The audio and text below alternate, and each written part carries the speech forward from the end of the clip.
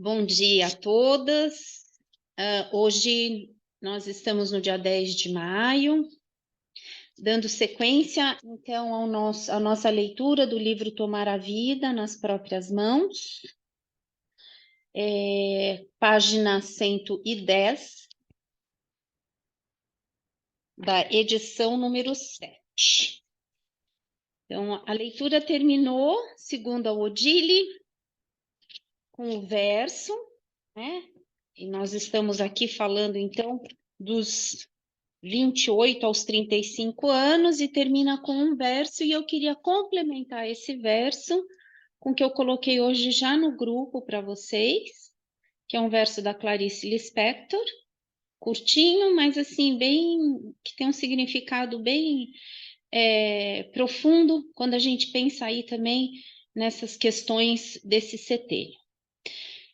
Que minha solidão me sirva de companhia, que eu tenha a coragem de me enfrentar, que eu saiba ficar com o nada e mesmo assim me sentir como se estivesse plena de tudo.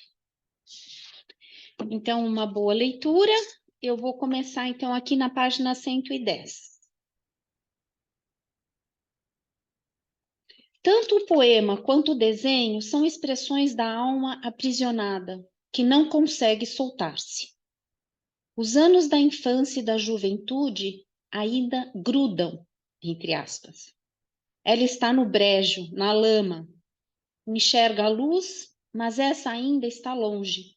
Os dons da juventude terminaram, as forças vitais diminuíram, e é preciso transpor o limiar.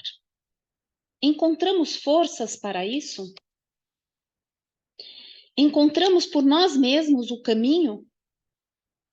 Ou a fé, uma força espiritual maior, nos dará força? Ou talvez precisemos de uma mão amiga.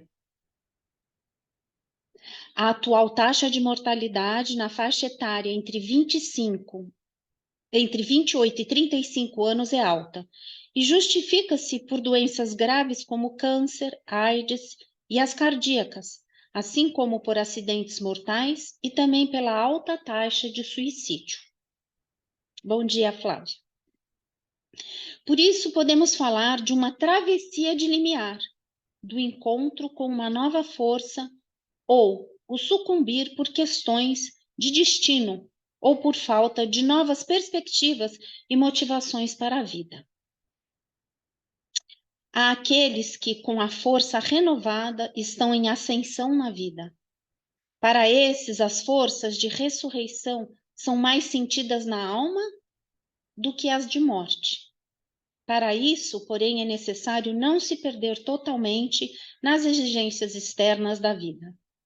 Já usamos o termo biografia externa para caracterizar tudo aquilo que vem de fora, de encontro à vida, cuja influência pode apagar o eu como personalidade, ou mesmo exigir desafios maiores do que o próprio poder de vencer. Por outro lado, existe a biografia interna, os impulsos interiores que necessitam de espaço interior para que floresçam e possam ser conhecidos, ouvidos. E para que, ao aprender a ouvir a voz interna, a pessoa conheça melhor a si mesma. Tente alcançar este equilíbrio tão sutil entre a biografia externa e a biografia interna. As normas recebidas no segundo setênio têm de ser revistas. Qual delas o ser humano gostaria de manter por achar que é condizente com os seus valores? Quais foram impostas e agora estão encarcerando, sufocando? Há que se fazer essa escolha com consciência. Existe um conto de fadas dos irmãos Grimm chamado O Sapo Rei, O Príncipe Rã ou Henrique de Ferro, no qual a princesa perde a sua bola de ouro, pois caiu num poço e um sapo vai apanhá-la. Ele devolve Desculpa, gente, eu fui admitir uma pessoa. Apanhá-la. Ele devolve a bola para a princesa sob a condição de poder viver ao seu lado. A princesa, para garantir a sua bola de ouro, promete ao sapo o que este lhe pede, mas não cumpre tal promessa. Na noite seguinte, à hora do jantar, o sapo bate à porta do castelo, querendo jantar com ela. A princesa fecha a porta em sua cara e volta à mesa. Porém, o rei, seu pai, diz: o que você prometeu, você tem que cumprir. A princesa obedece às ordens do pai e, terminado o jantar, o sapo também quer ir dormir com ela, como também lhe fora prometido. A princesa, morrendo de nojo, tem de levá-lo no colo para o quarto. Ao querer subir na cama, porém, a princesa fica com tanta raiva que joga o sapo contra a parede. E nesse momento, o sapo se transforma em príncipe. A princesa consegue romper com as normas do pai, e nesse momento, o seu verdadeiro eu, sob forma de príncipe, pode aparecer. A história ainda continua. Os dois se casam e uma carruagem guiada por Henrique, fiel criado do príncipe, busca os noivos. No caminho, por 3 vezes se escuta um estalo e o príncipe pensa que a carruagem se esteja quebrando. Henrique, porém, responde-lhe: não é a carruagem, senhor, mas uma fita de aço uma fita de aço que foi colocada no peito, em torno do coração, que se arrebentou. A fita tripla de aço é também uma imagem das normas colocadas em torno do nosso coração e pulmões, no tórax, área do sentimento, durante o segundo setênio e que tem que ser rompida nesta fase da vida. Nessa fase dos 28 aos 35 anos, ajuda muito a trabalhar o equilíbrio das 3 forças anímicas: o pensar, sentir e querer. Rudolf Steiner, em seu livro O Conhecimento dos Mundos Superiores, apresenta no capítulo Alguns Efeitos da Iniciação um exercício composto de 6 etapas em que se exercita, primeiro, a concentração, em segundo lugar, o equilíbrio do sentimento, em terceiro, o controle das ações, e quarto, o exercício da positividade, em quinto, a superação do preconceito, em sexto lugar, o equilíbrio entre todos os 5 aspectos citados. Nós estamos na página 112. A atividade artística, pintura, música, dança, teatro, é de grande ajuda ao homem e também à mulher, especialmente aquela educada academicamente, para a recuperação dos sentimentos. Quando a mulher está muito exaurida por ter tido vários partos, é-lhe benéfico vitalizar-se por meio de massagens, banhos terapêuticos ou mesmo medicamentos, pois, caso contrário, o processo de individuação se tornará difícil e ela continuará na total dependência do esposo. Para o homem que se exauriu no estudo e, ao mesmo tempo, vem trabalhando intensamente também esta revitalização, é importante para ele poder integrar o seu lado feminino, criativo, e, com isso, consolidar o seu processo de individuação. O que eu queria chamar atenção aqui, né, que a gente está falando desses 28 aos 35 anos, que tem esse espelho com o segundo setênio. Vocês conseguem fazer essa ponte do que acontece no segundo setênio com esse setênio dos 28 aos 35? Quando a gente faz o espelhamento de 21? Quando no segundo setênio a gente está falando, né, desses processos de desenvolvimento rítmico, né, pulmão, coração, inspiração, expiração, e aqui a gente está falando dessa troca de mundo exterior com mundo interior, né? E se a gente faz alguma ponte com algo que aconteceu no nosso segundo setênio, que nos aprisiona agora nesse âmbito, né, da alma que ele fala, né, do pensar, sentir e querer, mas muito também nesse âmbito desse coração apertado, aprisionado, né? Então, é interessante olhar para esses dois setênios, porque talvez a gente consiga, né? Quem está vivendo esse setênio consiga fazer algum link com o segundo. E aqui tem algumas perguntas relativas a esse setênio, que é bem interessante também, que, né, a gente pode refletir sobre essas perguntas e tentar responder. Minha individualidade pôde desenvolver-se bem, pôde expressar-se?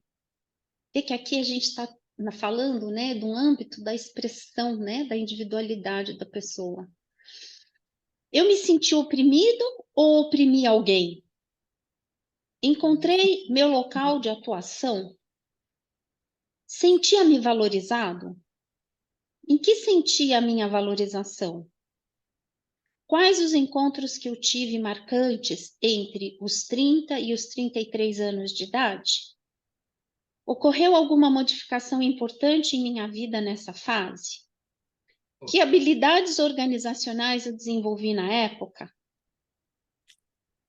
Aqui, quando a gente fala, né, de 30 a 33, a gente está falando bem nesse âmbito de quando eu olho para a minha história, né, e consigo enxergar que algo precisou ser deixado para trás nesse sentido, né? O que eu posso abrir mão para que algo novo surja, né? E aí vem essa imagem de morte e ressurreição. Muito bom. Aí temos aqui para finalizar esse poema: homem, torna-te essencial, pois se o mundo parar, o acaso desaparecerá e só o essencial permanecerá.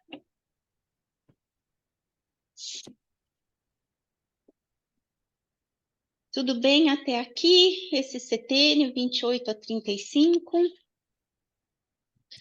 Podemos entrar, então, aí na fase dos 35 aos 42 anos, a fase da alma, da consciência. Se fala tanto dessa consciência, né, em antroposofia. Vamos lá, então. Aos 35 anos, começa um certo declínio físico.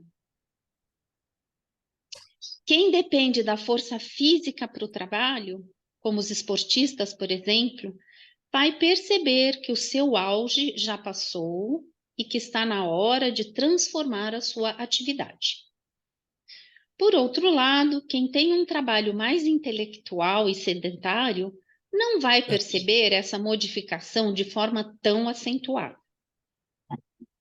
Porém, é graças às forças de desgaste que atuam sobre o organismo que pode surgir uma consciência maior. Já vimos nos capítulos introdutórios que vitalidade e consciência são dois polos opostos. Se, por um lado, diminui a vitalidade, por outro lado, esse processo gera uma disposição fisiológica que permitirá a ampliação da consciência. Por isso, esta fase da vida é denominada por Rudolf Steiner como a fase da alma da consciência. Em termos de dinâmica, esta é novamente uma fase de maior interiorização, em alguns aspectos, semelhante à fase dos 14 aos 21 anos. Especialmente no sentido de o ser humano ter chegado ao âmago da sua própria alma. Assim, aparecem novamente sentimentos de solidão e de isolamento, tendo-se muitas vezes a impressão de não ser compreendido. Isso causa também uma atitude crítica no que se refere ao ambiente e aos outros.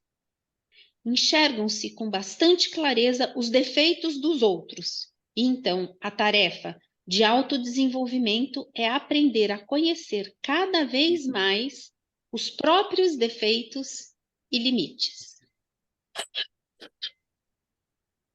A grande tarefa de desenvolvimento dessa época é a de transformar a capacidade de crítica externa em autocrítica. Novamente surgem as perguntas: quem sou eu de fato? Quais são as minhas potencialidades? Quais são meus valores? Quais são meus limites? A pessoa desta fase já percebe claramente que não é onipotente, capaz de tudo, como pensava ser na fase dos 21 aos 28. Reconhecer os próprios limites cria a possibilidade de ser tolerante consigo mesma e de aceitar os outros. É fundamental conquistar a verdadeira aceitação de si mesma, com os limites e com os potenciais. Para isso, aliás, é necessário o autoconhecimento, do qual decorrerá a aceitação dos outros com seus limites e potenciais.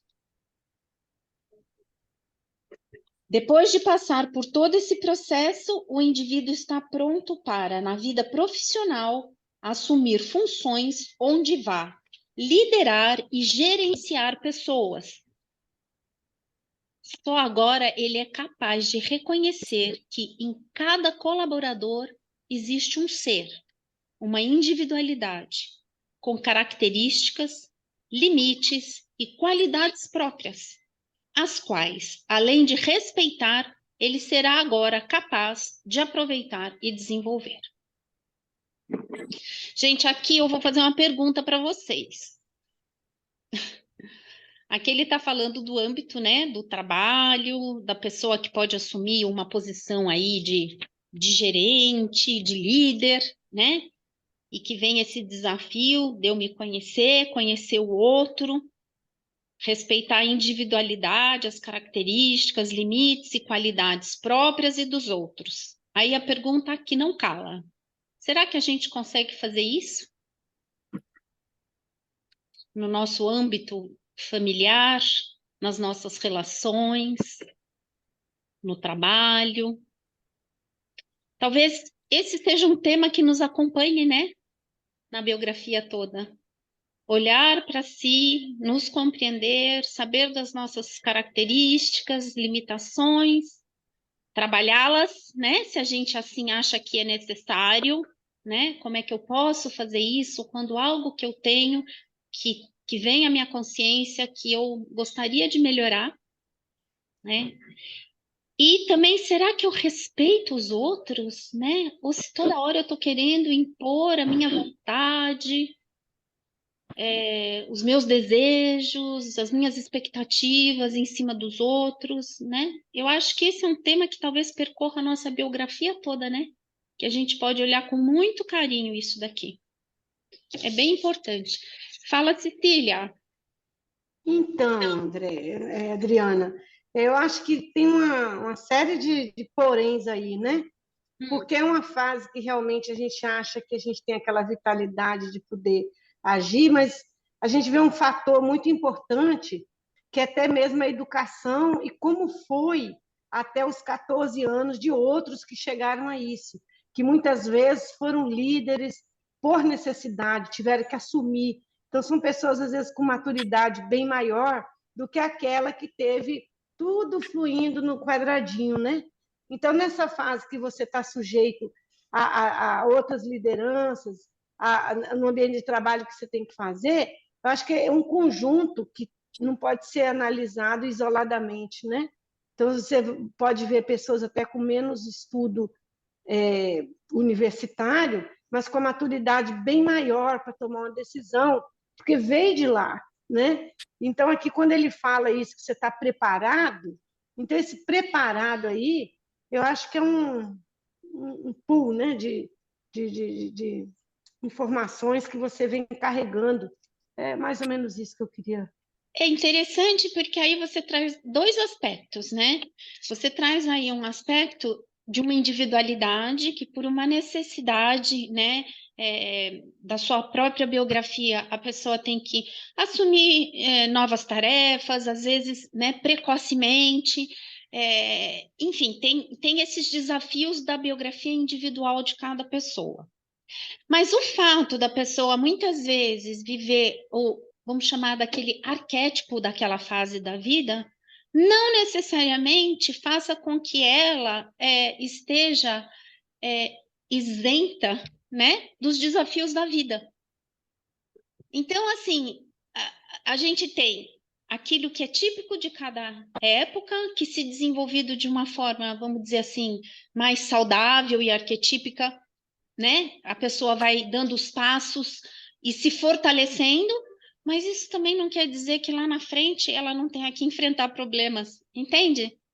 Então aí tem essas duas coisas, do aspecto individual, né, de cada biografia, e um aspecto geral.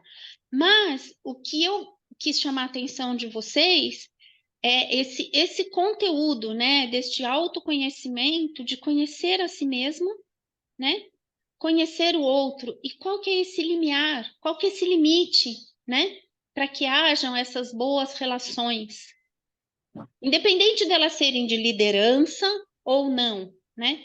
Eu só trouxe isso como uma reflexão, porque eu acho que isso é uma coisa que permeia a nossa biografia em todas as fases da vida, né? Muito bom. Nessa fase, o ser humano aproxima-se mais da essência das coisas. É possível que, ao abrir a janela e ver um lindo amanhecer com o sol despontando atrás da montanha, ele possa sentir-lhe revelada a essência do divino. A mãe, ao lavar as fraldas do bebê, embora já quase não haja mais tal oportunidade de vida as fraldas descartáveis, olha para o amarelo das fezes infantis e, de repente, vislumbra o sol e a essência de sua maternidade, especialmente se em torno desta faixa etária teve um filho temporão. Aqui, na verdade, assim, é um exemplo, mas assim, como é que está a nossa capacidade de olhar para as pequenas coisas do dia a dia e ver ali a beleza das coisas, né? A beleza da vida. O essencial, talvez, né? Fazer essa conexão. R. Acciaroli denomina essas experiências como peak experiences, isto é, experiências máximas que acontecem em raros e especiais momentos da vida, sendo que essa fase é distintamente propícia para isso ocorrer. Também em encontros com pessoas ou mesmo com o próprio parceiro, há momentos em que se pode vislumbrar a essência do outro, o sentido mais profundo de os dois estarem juntos. Pode-se descobrir o pequeno príncipe no outro, o qual estava oculto através de vários papéis ou personas.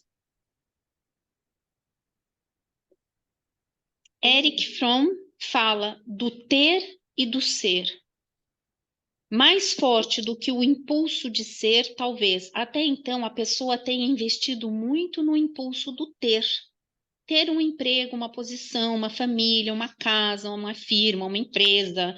E subitamente pode começar a questionar-se sobre o que sobrará de si mesma. O que eu realmente sou, né? O que eu sou realmente? Essa é a pergunta típica dessa fase. Para algumas pessoas, essa pergunta pode ser tão ameaçadora que elas passam por cima de tais sensações ou até mesmo de vivências internas que poderão aparecer depois, no fundo da alma, como medos inconscientes. Elas passam a trabalhar cada vez mais ou começam a beber ou a usar drogas como a cocaína para incrementar as energias da juventude. Depois, porém, caem num vazio cada vez maior, podendo até mesmo instalar-se uma depressão. É imprescindível aprender a olhar para si mesmo e a encarar-se de frente, até mesmo diante do espelho, onde é inevitável ver as primeiras rugas e os cabelinhos brancos. Também nessa fase, o casamento e o trabalho podem cair na rotina e gerar vazio e depressão. O que tudo isso exige de mim para que eu me modifique e me transforme? Cada um terá de encontrar a sua resposta. Jung diz que o anjo da morte se faz sentir do além, do limiar, como que alertando e acordando o indivíduo. Olhe, já passou a metade da vida. O que você vai fazer daqui para frente?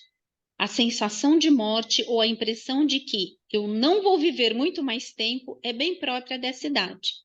Mais tarde desaparece novamente. Quando uma cliente me disse: não sei o que está acontecendo comigo, eu tenho medo de atravessar a rua. E eu constatei que ela estava com 38 anos, vi tratar-se de uma crise passageira chamada crise de autenticidade, esperada neste momento da vida. Gay Chile, autora de Passagens, denomina a fase da desmistificação dos meus sonhos. Isso porque é a época em que a pessoa tem que ser autêntica em relação a si mesma e não deve mais viver em função de papéis ou dos papéis. Não deve fazer as coisas porque o pai, o marido, o gerente acha necessário, mas deve fazê-las por ela própria achar necessário. No casamento, isso está presente quando o parceiro é convidado a ir ao teatro e aceita o convite por prazer, e não porque isso é esperado dele. Sente-se nessa época uma necessidade maior de liberdade. É novamente importante que sejam respeitados os 3 espaços de liberdade de cada ser, tal qual acontecia na adolescência. Ter uma belíssima casa, mas não ter nela um canto que seja só seu, onde você tenha privacidade. Não basta. Casa linda, né? A necessidade de privacidade é grande. O cônjuge e os filhos exigem presença constante, mas não se pode dar nada a eles caso não haja possibilidade de cultivar o seu próprio íntimo. E para isso é preciso ter um espaço exclusivo, só seu. Um escritório, uma oficina, um ateliê. Cada um tem de achar sua maneira de refazer-se do trabalho e da família. Sem culpa, tá, gente? Fazer tudo isso tem culpa. O segundo espaço importante é o da liberdade psicológica, por ter os próprios amigos, independentemente deles serem amigos comuns do cônjuge ou da família. Viajar sozinho, sem que o outro se sinta ofendido. O terceiro aspecto diz respeito à liberdade espiritual. O que isso significa? Nessa fase, há muitas mudanças de profissão, porque as pessoas estão sentindo uma necessidade maior de viver externamente de maneira mais coerente com o que sentem ou acreditam internamente. Por exemplo, um homem atingiu um alto cargo como executivo de uma grande empresa e o padrão de vida da família é bastante elevado, mas em dado momento ele percebe que o que está fazendo não o satisfaz. Quer finalmente realizar aquele sonho de juventude, ser fazendeiro.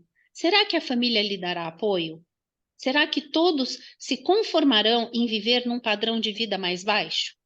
Outro exemplo é o da mulher que abandonou a faculdade porque se casou e dedicou-se à família e aos filhos que a ocupavam integralmente. Agora, eles já não necessitam mais tanto dela e ela gostaria de retomar a faculdade. Será que os familiares lhe darão o suficiente apoio? Justamente aos 37 anos, 2 vezes 18 anos e meio, ocorre o segundo nodo lunar. Novamente acontece uma maior abertura e o ser humano fica mais próximo do cosmo e de si mesmo. Minha missão de vida começa a aparecer claramente e eu quero empenhar os meus próximos anos em realizá-la. Isso exige um árduo trabalho de colocar claramente as intenções perante os outros, pois a tendência geral é de acomodação às situações e conquistas já garantidas, negando-se a novos desafios. Porém, eles são necessários para que se chegue à própria autenticidade, ao próprio cerne. Rudolf Steiner aponta para o fato de só a partir dos 35 anos o indivíduo se torna realmente útil para a sociedade. Até então, ele recebeu muito dos outros e do mundo. Agora, todo esse aprendizado vai se transformando e ele se torna capaz de dá-lo. É uma época em que cada vez mais a biografia externa tem de juntar-se à interna. Para exemplificar, temos o seguinte depoimento. Antes de ler o depoimento, alguém quer fazer alguma consideração?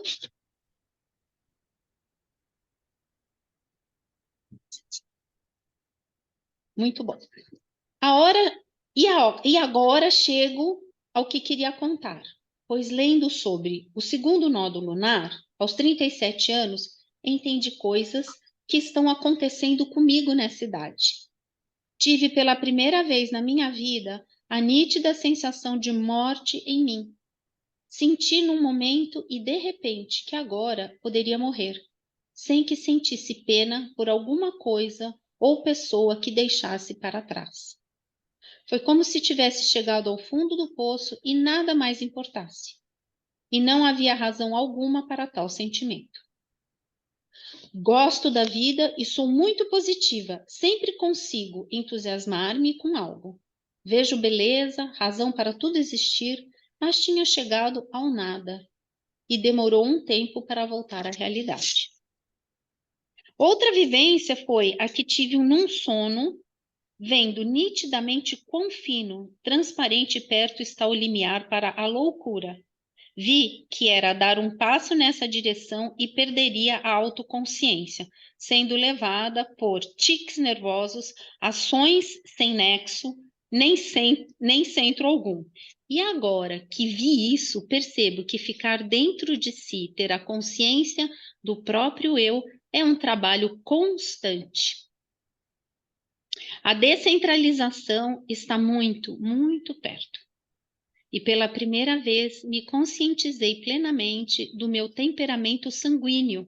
E apesar de todos os seus lados bons, que eu sei que existem, comecei a encarar os lados de fraqueza, sofrendo com a luta contra esses lados negativos. Não há mais escapatória. A autoeducação tornou-se urgente, tornou-se real necessidade. Dei-me conta também de que a profissão que muitas pessoas querem ver em mim e que, de certa forma, eu também queria preencher, não é o meu caminho, entre parênteses, a pedagogia. Quero assumir o meu lado artístico e aprofundá-lo, mesmo que até há pouco tempo eu não acreditasse nesse artista dentro de mim. Vi que meu caminho será encontrado agora, na descoberta profunda desses temas e que terei de percorrê-lo sozinha, procurando, é lógico, ajuda de mestres, mas o exercício, o estudo dependerá somente de mim. Quando houver frutos bons e maduros, poderei dá-los ao mundo, mas necessitarei do trabalho constante do dia a dia, para que essas plantas cresçam. E o sanguíneo terá de aquietar-se, aprofundar-se, mesmo que queira procurar outras coisas mais fáceis. Pouco antes dos 37 anos e um terço, estou descobrindo coisas novas após chegar no ponto mais fundo de encarnação, geralmente em torno dos 35 anos, mas o meu, por um acaso, foi aos 37.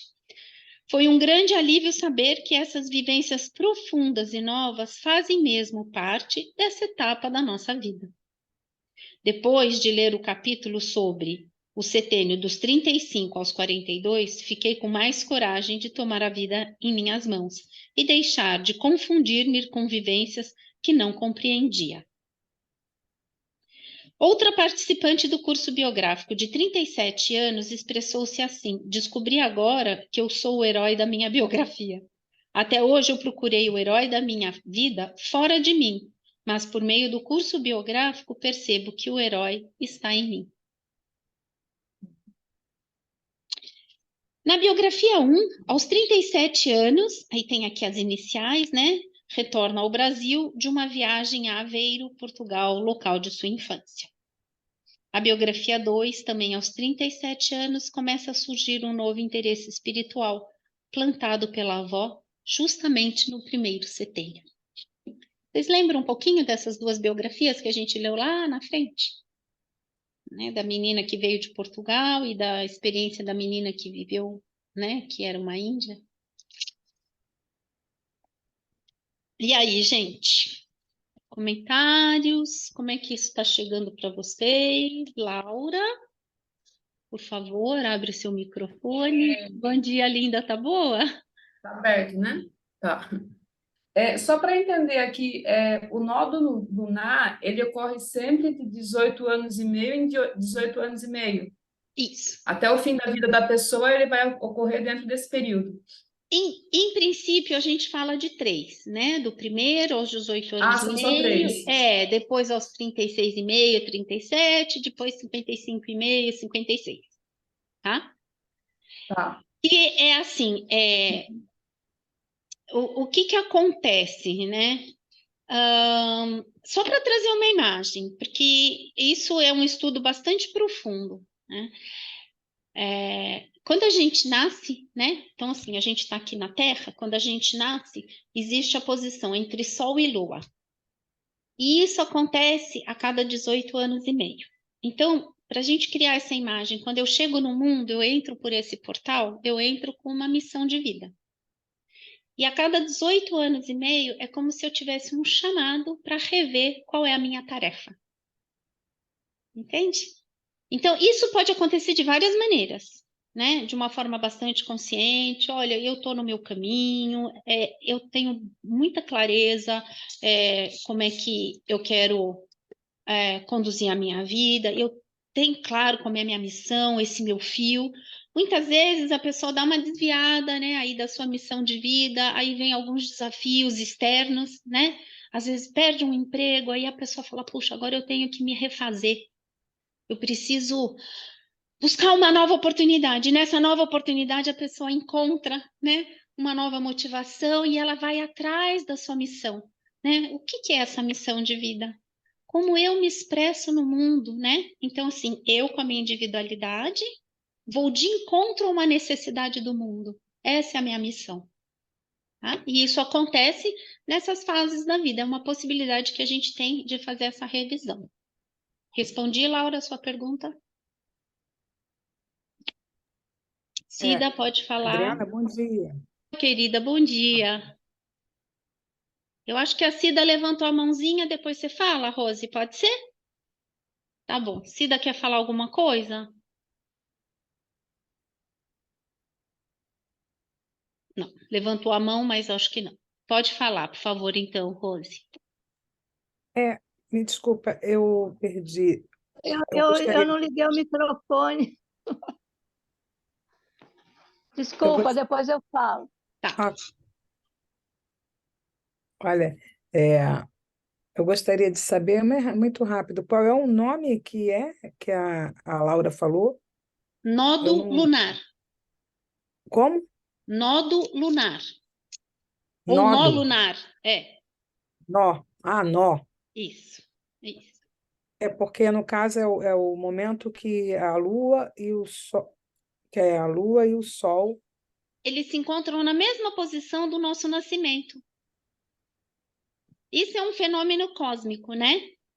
E quando a gente fala de cosmo, né, só para a gente entender quais são essas forças que atuam na nossa alma, né? Então, qual é o nosso primeiro portal de entrada no mundo, né? Quando a gente nasce, né? E a gente nasce com uma intenção, com uma missão de vida, né?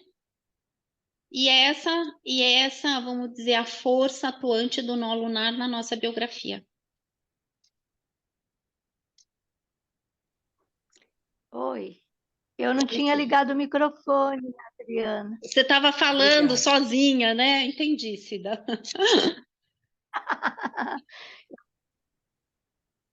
Pode falar. Isso, nódo lunar. Então, mas qual é a... Eu, Ah. eu estou no meu quarto nódo lunar, estou aposentada e morando na praia. Não sei, eu estou aguardando novidades aí.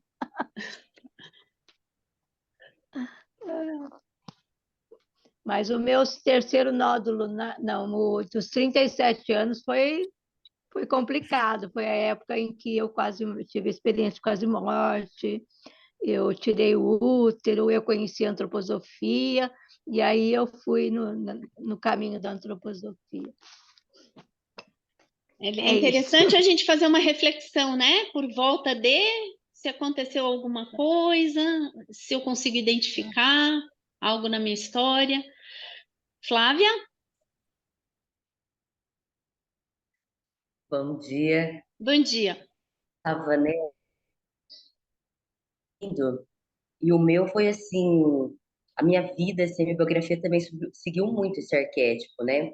Ah, Não só a final da leitura, né, dos 28 aos 35, eu com 9 anos, eu comecei a recitar poesias, né? E desde o primeiro concurso que eu participei, eu comecei a ganhar primeiro lugar, né? E depois, no terceiro concurso, que eu ganhei seguidas vezes em primeiro lugar, eu fui, assim, vamos dizer, retirada, proibida de recitar. Ah, não, só você ganha, é o concurso, você não pode mais recitar poesias.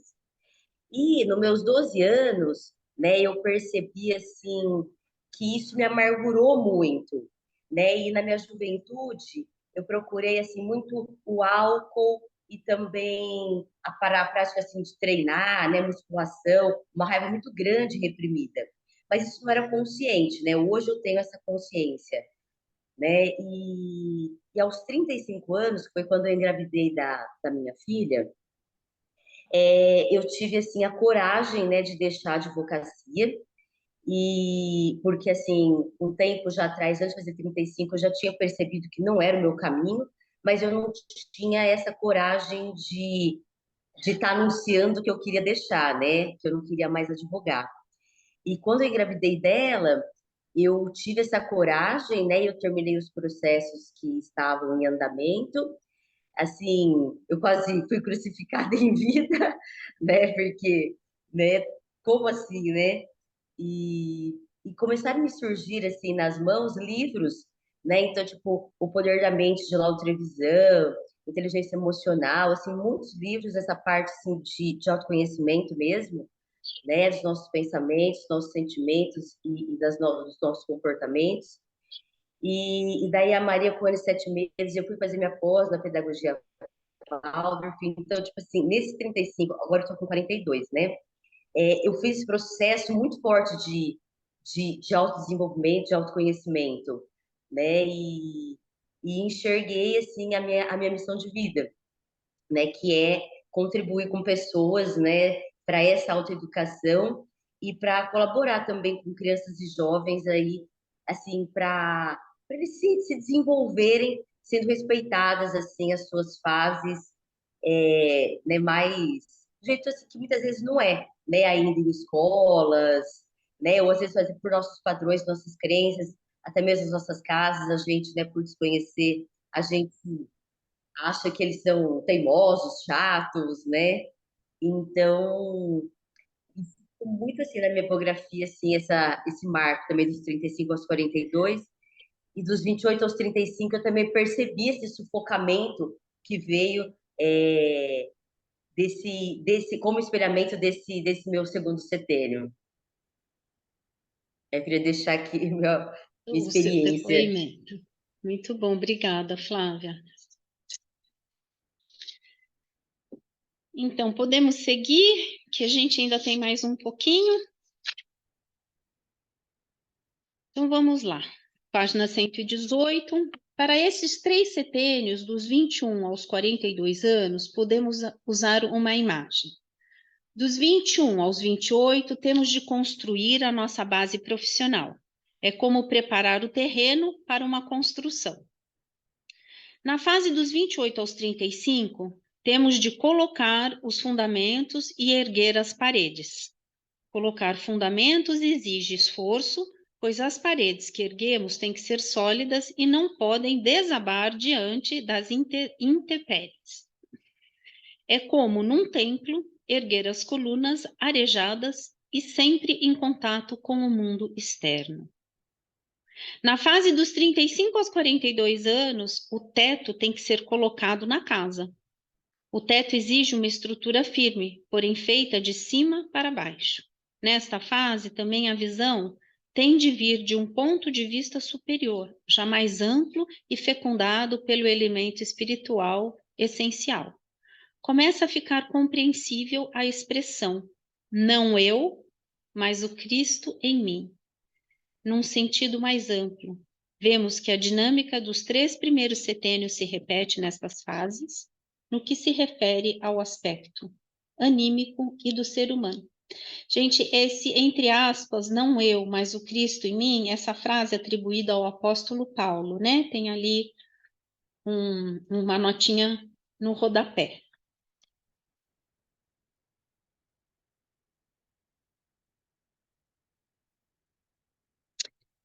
21 a 28 anos, a gente tem de novo, né, aquelas imagens, né, eu no centro, as coisas que vêm de fora. Depois, 28 a 35, a troca, mundo interno, mundo externo. E 42, né, o que sai de dentro de mim, que tem significado na minha vida e que tem que ir para o mundo, né? Então, a gente olhando novamente essa relação. Portanto, nessas fases do meio da vida, 21 a 42 anos, também vale o que dissemos em relação aos primeiros setênios, posto em cada setênio tem 2 primeiros anos mais relacionados com o setênio anterior. O setênio do meio é mais o coração do setênio, com características bem próprias. E os 2 últimos anos já estão fortemente voltados para o setênio seguinte. Por outro lado, todo setênio que vai dos 35 aos 42 anos representa como que um trampolim para os próximos setênios que virão após os 42. Como trabalhamos biograficamente as fases de 0 a 42 anos? Que leis gerais vigem? As divisões dos setênios são marcos importantes na biografia. Gay Shelley, a jornalista americana, fala de passagens. Muitas vezes constatamos modificações psicológicas nos setênios do meio, 21 a 42, enquanto nos primeiros setênios, do 0 aos 21, as modificações são de natureza fisiológica. A gente percebe mais, né, quando a gente vê as coisas nos primeiros setênios, né, quando a gente chama essa primeira fase. No segundo, né, nessa fase, né, dos 21 aos 42, está muito mais, é num nível mais sutil, né, é no nível mais emocional, da psique, da alma. As modificações dessa fase são nitidamente marcadas por acontecimentos ou mudanças externas e frequentemente são acompanhadas de crise. O que é uma crise? Entre outras definições, é um ponto de transição. A primeira crise na vida, o nascimento, o parto, é arquetípica e pode servir-nos de guia para as demais. O que acontece? O embrião está maduro, tem que sair para o mundo, e então ocorre a sua separação da mãe, acompanhada de dor.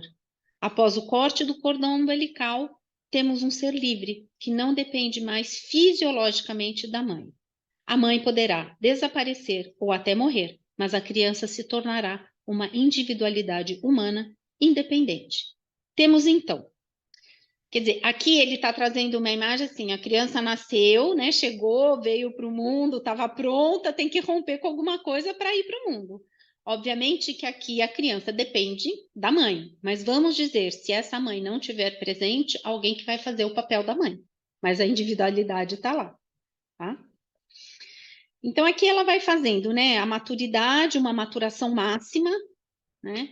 Aí tem que ter uma separação. Aqui ele traz, né, a doutora traz uma separação com a dor, né? Porque muitas vezes a gente está maduro, ou já fechou um ciclo da vida, e a gente continua ali, algo vem, acontece, isso, né, que ele chama de dor, e aí eu tenho que tomar uma decisão, né? Tem que fazer uma separação, a individuação com cuidados para o desenvolvimento dessa independência, e um novo amadurecimento ou desenvolvimento num nível superior, né? Então, essa imagem, eu estou maduro, eu preciso fazer um rompimento, eu preciso tomar cuidados com a minha nova fase para que haja um novo amadurecimento. Isso a gente pode olhar todos os âmbitos, né, da nossa biografia, quando isso aconteceu, né? E o processo se repete. Essa maturação acontece do ponto de vista vital aos 7 anos de idade, como vimos, por meio da separação do corpo vital da mãe, aos 14 anos, com a separação mais afetiva dos pais, aos 21 anos, assumindo-se a maioridade, aos 28, deixando-se os talentos herdados para trás, aos 35, deixando-se os papéis e as normas da infância para tornar-se cada vez mais um ser em si mesmo, aos 42 anos, com a grande crise existencial, para tornar-se verdadeiramente adulto. Não só nas passagens dos setênios, mas a cada momento da vida uma crise pode aparecer. um jovem que esteja muito acomodado com a família sabe, mesmo inconscientemente, que terá de separar-se. E também que esse processo é dolorido. Será que conseguirá? Podemos ver outro exemplo. Digamos que um homem esteja no auge de sua carreira profissional, domine todas as situações a ela relacionadas, mas não esteja mais crescendo e nem se desenvolvendo. Sente em seu inconsciente que algo tem que mudar. A roupa não lhe serve mais. Quais são as possibilidades? Acomodar-se e parar o seu desenvolvimento ou romper, separar, que é acompanhado de dor, para, com uma nova independência, conquistar uma nova posição? O novo é desconhecido, gera incerteza e, portanto, crises. Quanto maior é o vislumbre dos passos seguintes e a possibilidade de tatear o futuro, ver os seus prós e contras, ponderar diversas alternativas, mais seguro será o passo. Afetivamente também acontecem crises, o mal-estar por uma dependência exagerada do outro. No entanto, dar o passo em direção à separação é, muitas vezes, a única chance de crescimento. Portanto, crise é sinal ou sinônimo de desenvolvimento. Hermann Hesse expressou isso num belíssimo poema. Vamos terminar com o poema hoje? Tal qual cada flor fenece e toda juventude cede à idade, floresce cada patamar da vida. Toda sabedoria e toda virtude também florescem a seu tempo e não devem durar eternamente. O coração precisa estar em cada patamar da vida, predisposto à despedida e a novo início, para, na coragem e sem pesar, entregar-se às novas ligações. E em todo começo reside uma magia que nos protege e nos ajuda a viver. Temos de transpor, dispostos, espaço a espaço, e a nenhum nos apegar como uma pátria. O Espírito Universal não nos quer prender e limitar. Quer erguer-nos degrau a degrau, quer nos ampliar. Mal nos habituamos a um ambiente, sentindo-o familiar, ameaça ou acomodar-nos. Só quem esteja pronto a partir e viajar, talvez escape do hábito paralisante. Talvez ainda a hora da morte nos envie jovens a novos espaços. O apelo da vida a nós jamais há de findar. Vamos lá, meu coração, despede-te e convalesce. Hermann Hesse. Há pessoas que, chegando a um curso biográfico, dizem: eu nunca passei por uma crise. Que ingenuidade. Algo há de errado com elas, pois as crises são importantes e sadias. Porém, ao longo do curso, elas vão descobrindo e identificando as suas crises. A natureza nos pode ajudar a compreender uma crise, bem como mostrar certos comportamentos típicos desse momento. Um caranguejo, quando cresce, tem de mudar de casca. Para isso, tem de dissolver a casca antiga, cujas substâncias, em parte, serão aproveitadas para a casca nova. Nesse período, fica em seu buraco, pois se sente muito vulnerável. Quando a casca se refaz, ele sai do buraco sem medo. Em caso de crise mais forte, podemos usar a tática do caranguejo, retirar-nos um pouco para depois, já recuperados, podermos voltar mais fortificados. Às vezes, precisamos do acompanhamento de um consultor biográfico, de um aconselhamento que nos ajude a vislumbrar os passos seguintes para podermos, assim, sair da crise. Algumas perguntas relativas a esse setelho. Fica aqui o convite para vocês olharem e refletir. E aí retomamos na próxima quarta-feira, página 122, espelhamento anímico psicológico. As retomadas.